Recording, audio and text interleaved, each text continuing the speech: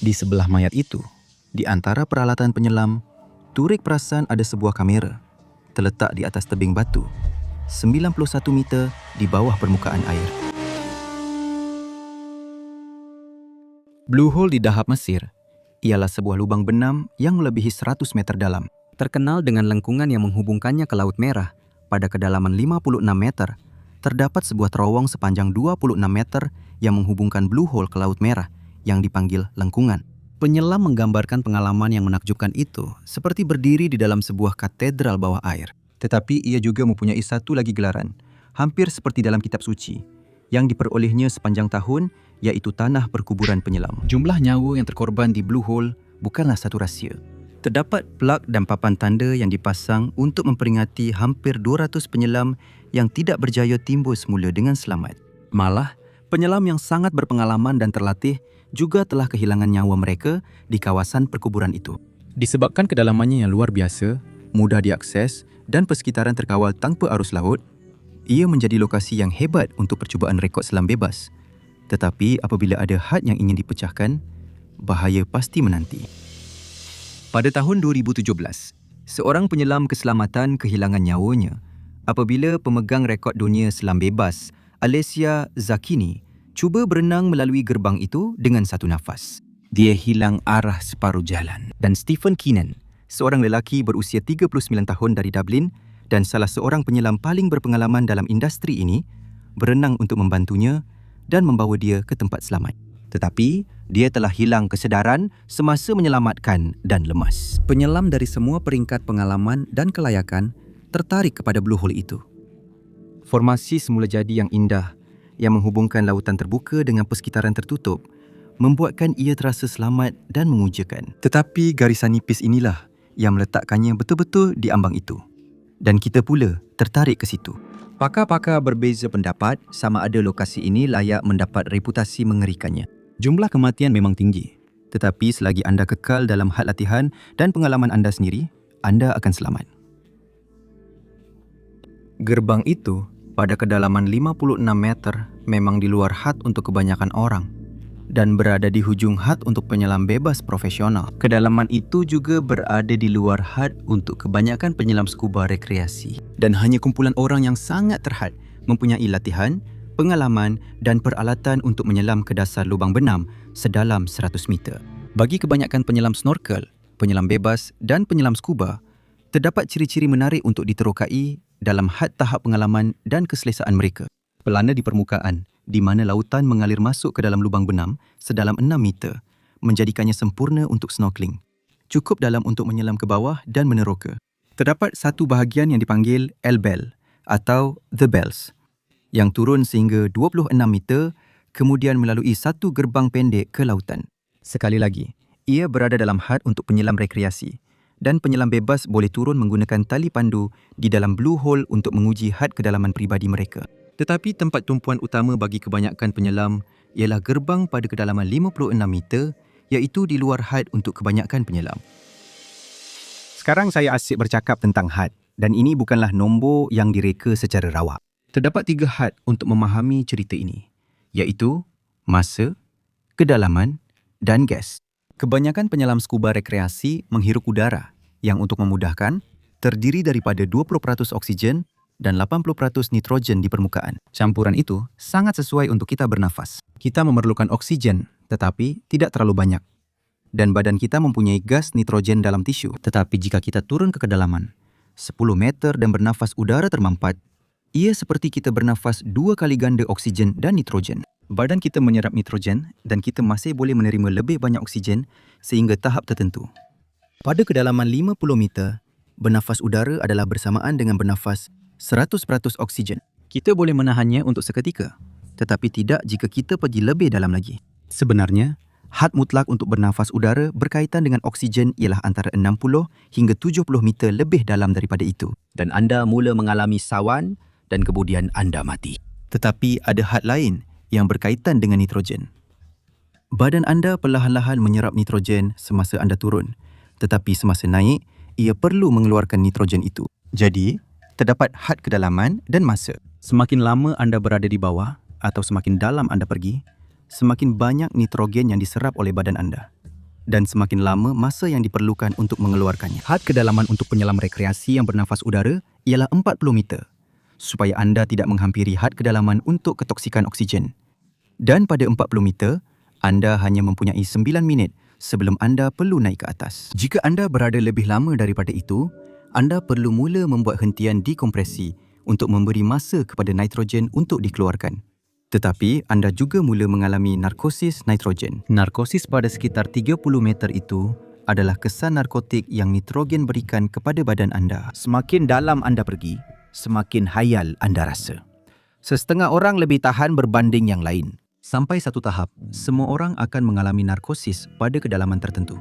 Dan narkosis nitrogen akan hilang semasa naik ke atas, secepat ia berlaku semasa turun ke bawah. Semua itu dengan andaian anda mempunyai cukup tangki udara untuk melakukan selaman tersebut. Kerana anda menyedut lebih banyak udara, termampat di kedalaman berbanding di permukaan. Ia hanya dipadatkan ke dalam ruang yang lebih sempit. Lengkungan di dalam blue hole pada kedalaman 56 meter sebenarnya melebihi had selamat itu. Tetapi secara teknikal, ia masih boleh dilakukan. Ia tidak sedalam 60 hingga 70 meter, yang biasanya dikaitkan dengan ketoksikan oksigen. Jika anda percaya anda boleh tahan narkosis nitrogen, maka mungkin anda akan rasa selesa dengan kedalaman itu. Kebanyakan komputer selalu mempunyai model selaman dekompresi. Jadi jika anda melepasi had anda, ia akan memberitahu anda di mana untuk membuat hentian dekompresi. Dan jika anda seorang penyelam berpengalaman yang tenang dan terkawal, anda mungkin tidak bernafas dengan laju seperti penyelam yang tidak berpengalaman. Jadi mungkin satu tangki udara akan cukup lama untuk membuat selaman jika semuanya berjalan dengan sempurna mengikut rancangan. Pada April 2000, seorang jurulatih selam Rusia Israel bernama Yuri Lipsky, berumur 22 tahun, melawat Blue Hole sebagai seorang jurulatih selam yang berpengalaman dan bertanggungjawab. Dia berbual dengan beberapa penyelam tempatan untuk berkongsi rancangannya dan mendapatkan maklumat setempat tentang lengkungan itu.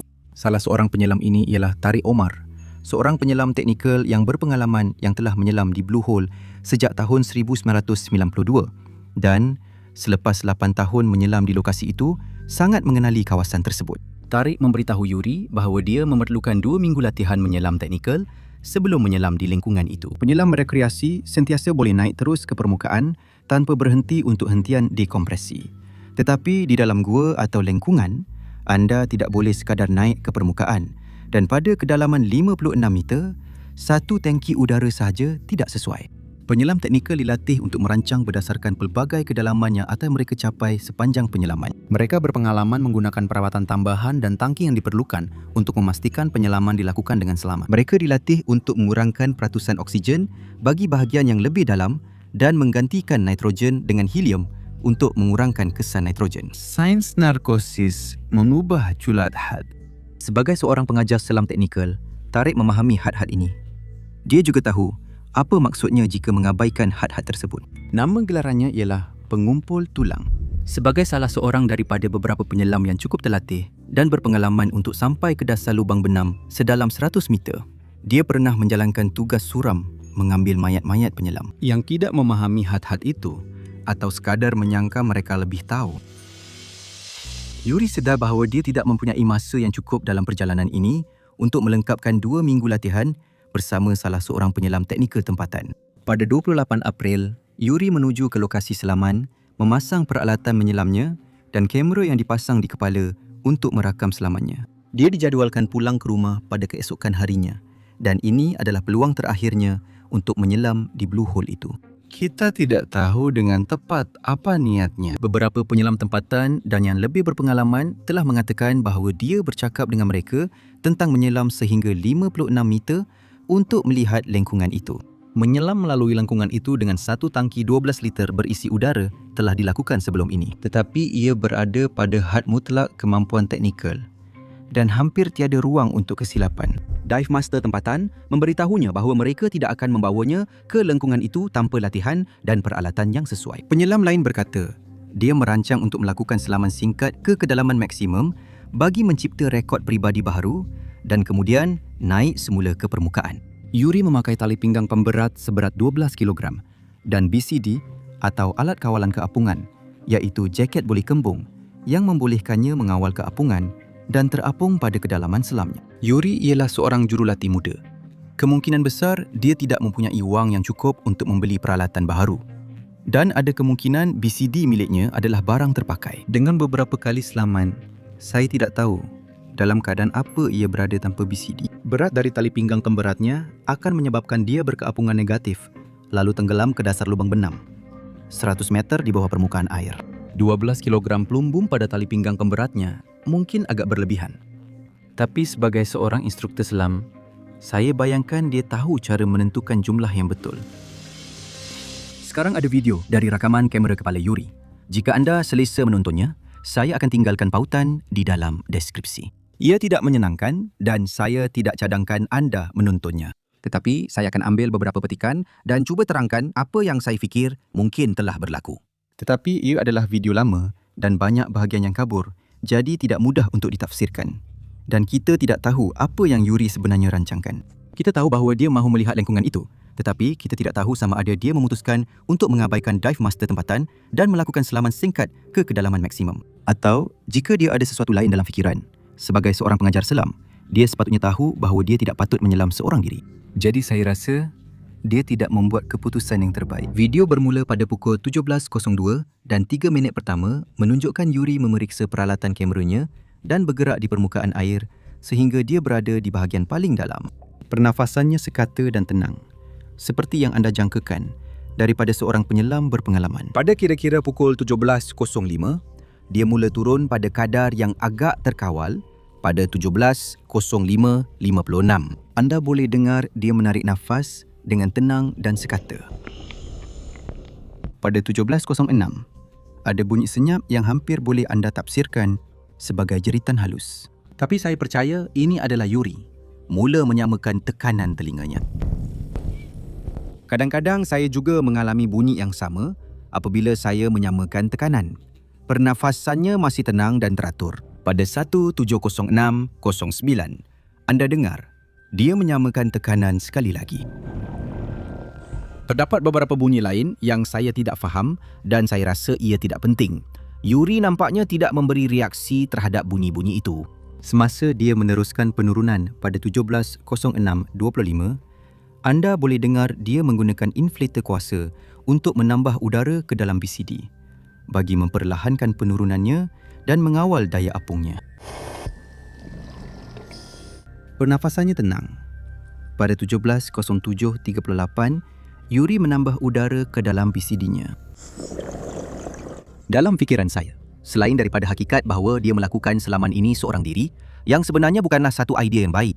Dia bernafas secara normal, menyamakan tekanan dan mengawal daya apungnya, yang menunjukkan dia masih waras dan mampu berfikir dengan jelas. Salah satu teori tentang kemalangan ini ialah Yuri memutuskan untuk membunuh diri, yang saya tidak percaya adalah benar. Dia bercakap dengan penyelam lain untuk mencari seseorang yang boleh pergi bersamanya apabila mereka tidak mahu pergi. Dia memutuskan untuk pergi seorang diri dan dia cuba mengawal selamannya. Pernafasannya sekata dan teratur, bukannya tidak menentu dan berat.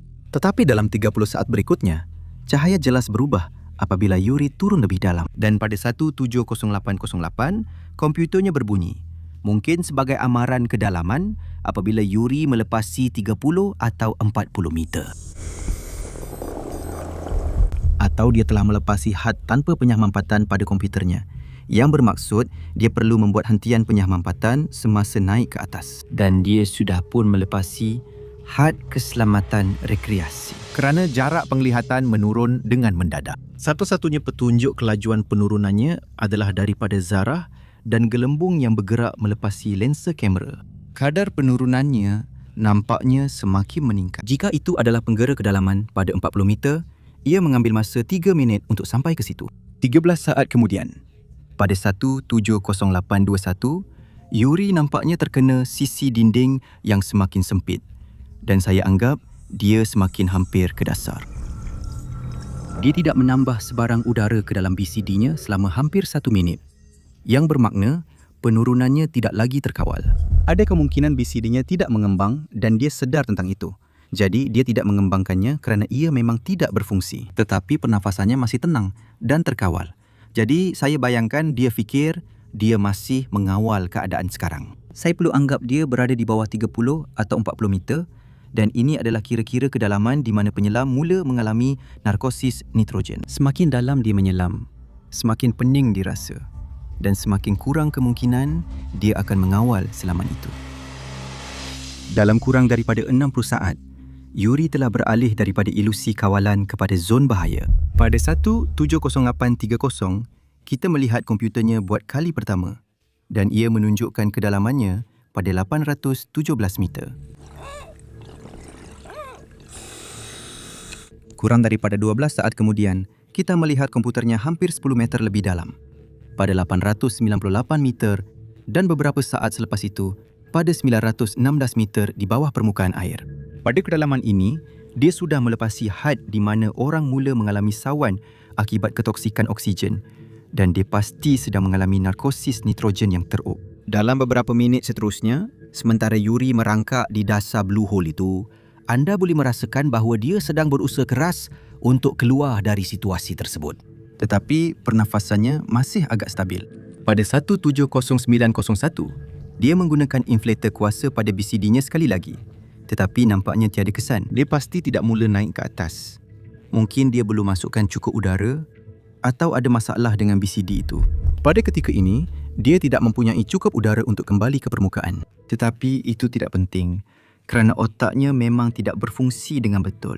Antara narkosis nitrogen dan ketoksikan oksigen, dia tidak terfikir untuk menanggalkan tali pinggang pemberatnya. Dia hanya merangkak di dasar, menendang lumpur dalam usaha terdesak untuk pergi ke mana-mana, asalkan dapat bergerak. Tapi neraka, saya pasti dia tahu dia sedang mengalaminya. Pada jam 1:07:09:19, pernafasannya masih lagi sekata dan tenang. Dan dia terus bernafas agak normal sehingga 1:07:11:03 apabila dia menanggalkan kamera dari kepalanya dan tiada lagi pergerakan kamera. Beberapa penyelam yang bercakap dengan Yuri lebih awal pada hari itu perasan bahawa dia belum kembali. Selepas bertanya kepada orang ramai, mereka bimbang Yuri telah cuba menyelam di gerbang itu dan sesuatu telah berlaku. Jadi mereka membunyikan amaran. Turek Omar diberikan tugas berat untuk pergi mencari Yuri. Turek tahu perkara itu. Inilah yang berlaku kepada penyelam yang tidak mempunyai latihan dan peralatan yang betul. Dan inilah sebabnya mengapa dia memberitahu Yuri bahawa dia perlu berlatih selama 2 minggu. Tarik telah mengambil mayat ramai penyelam di blue hole itu. Turun memang mudah. Cabarannya adalah untuk kembali hidup-hidup. Perancangan dan peralatan yang digunakan olehnya jauh lebih rumit berbanding Yuri. Turek menggunakan satu campuran gas untuk turun sebahagian jalan. Kemudian, dia menukar kepada campuran gas dengan peratusan oksigen yang lebih rendah untuk menghapuskan kesan ketoksikan oksigen. Dan dia menggantikan sebahagian nitrogen dengan helium untuk mengurangkan kesan narkosis nitrogen. Ini dipanggil trimix. Dan peratusan oksigen, nitrogen dan helium dikawal dengan teliti. Untuk setiap kedalaman yang dicapai oleh Turek, dia mempunyai beberapa silinder. Setiap satu dengan campuran yang berbeza untuk ditukar ganti. Semasa diturun dan kemudian sekali lagi semasa dia naik bersama mayat Yuri dalam selaman yang mengambil masa beberapa minit untuk turun, Turek menemui mayat Yuri dan kameranya. Kemudian dia mengambil masa 3 jam untuk kembali ke permukaan, melengkapkan hentian penyahmampatan yang panjang. Apabila Tarek sampai ke permukaan, dia dapat melihat bahawa BCD Yuri telah pecah dan beg udara yang mengawal keapungan tidak dapat menahan udara sepanjang beberapa hari berikutnya. Turek menyerahkan peralatan itu kepada ibu Yuri. Dia meminta Turek untuk membantunya membuka set itu dan memeriksa kamera. Bersama-sama, mereka menonton video yang direkam oleh Yuri. Video ini telah dianalisis oleh ramai pakar. Terdapat pelbagai penjelasan dan soalan yang tidak akan pernah dapat kita jawab. 2 perkara yang paling menonjol bagi saya ialah sama ada dia memang berniat untuk menyelam ke gerbang itu atau adakah dia merancang untuk melakukan selaman yang lebih cetek dan adakah BCD beliau pecah sehingga menyebabkan dia turun ke bawah atau adakah ia tersangkut semasa dia merangkak di sekeliling. Pada saat-saat terakhirnya, pandangan saya ialah dia kelihatan tenang sepanjang selaman yang menunjukkan bahawa BCD beliau tidak pecah semasa dia turun ke bawah. Saya rasa dia sudah pun mengalami narkosis nitrogen dan ketoksikan oksigen. Sewaktu dia sampai ke dasar, saya rasa tumpuannya sudah terganggu semasa turun dan dia tidak sedar betapa dalamnya dia berada. Dan kemudian, Dia mengoyakkan BCD di dasar. Sama ada ia disebabkan kesilapan penilaian atau kegagalan peralatan. Apabila dia sampai ke 90 meter, semuanya sudah terlambat. Dia tidak mempunyai keupayaan kognitif untuk melepaskan tali pinggang pemberatnya. Dan dia juga tidak mempunyai cukup udara untuk melakukan 3 jam hentian penyahmampatan untuk kembali ke permukaan. Turik berkata, dia akan sentiasa menyesal kerana Ibu Yuri menonton video kematian anaknya.